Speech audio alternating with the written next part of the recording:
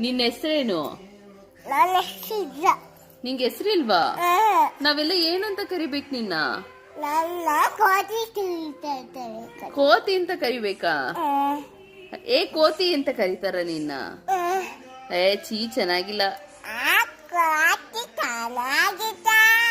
ಚೆನ್ನಾಗಿಲ್ಲ.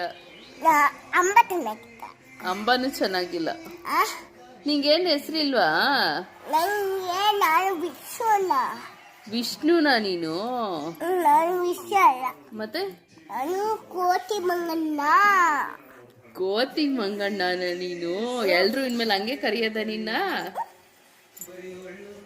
ಕೋತಿ ಮಂಗಣ್ಣ, ಕೋತಿ ಮಂಗಣ್ಣ. ಮಮ್ಮು ತಿಂದ ಕೋತಿ ಮಂಗಣ್ಣ? ಇಲ್ಲ